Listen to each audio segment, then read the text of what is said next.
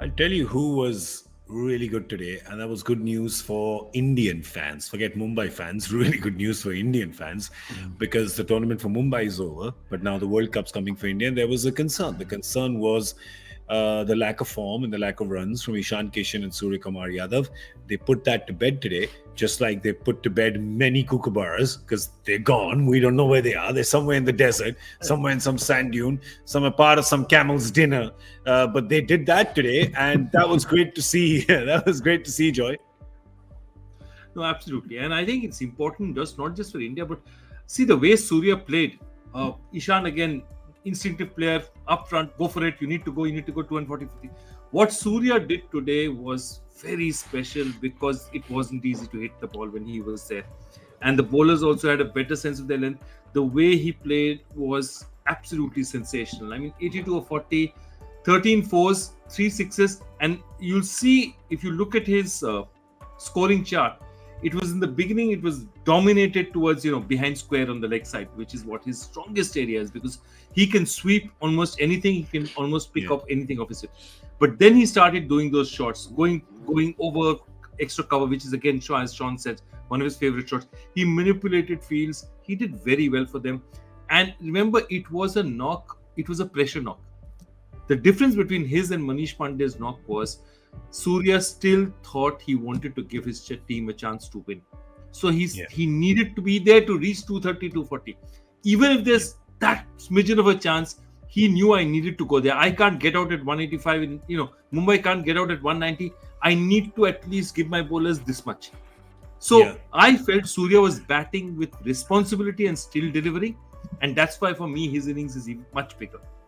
Yeah, the responsibility of it, and we spoke about this. I think it was in the mid game when we spoke about this as well, Polly, where we said that that's the thing, right? I mean, Ishan has batted, not taking anything away. We're not even comparing them, but just you have to be cognizant of the difficulty level and context and conditions.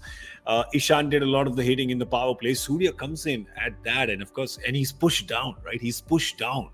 When you see that batting order, you say Hardik's gone ahead of him, Pollard's gone ahead of him, and that's the way of the team saying, well, they are kind of bigger hitters than you, Surya, because you've not given us much. And then he comes in and he says, I'll show you how it's done, right? I'll show you how it's done. The sky, he lit up the sky, did Sky. He did. I mean, and the way he went about it was very calculated. It was a great understanding of how you can just manipulate the ball, get the ball into certain areas to pick up boundaries, and not have to overdo it. It wasn't bludgeoning. I think also they got the job of Ishan Kishan right. I think he's better suited to those first 6 overs, where he goes at the ball, and if he makes a mistake, it still clears the infield, and he can carry on going on his merry way. My question to you two is, it's great news for India that they got some runs, but do any of those two play? Of course they play. They got to play. Where do they play? One's definitely got to play. In the middle of the ground, where the little square, that's where they play. No. Yes. What position? So one of them's got to play in the middle. You open. Virat has said that he wants to open, right? If Virat doesn't open, then Rahul opens. But I think Virat might. If Virat and Rohit open, you've got Surya at 3. Not Rahul? Surya, no. You have to bring Rahul. Not the guy who's got the most runs in the whole tournament and looked a step above everyone else. So then you play. Okay, so then you play. Then you open with Rahul and Rohit. You play Virat at 3. No, but Virat wants to open. Rishabh, you can't have 3 openers, no? So let's play Rahul. So top 3 is Rahul, Virat and Rohit, and you play them in whichever order you want to. Then you have Surya, Rishabh, perhaps Hardik. So one of them plays. One of Surya and Ishan plays. Yeah, Hardik.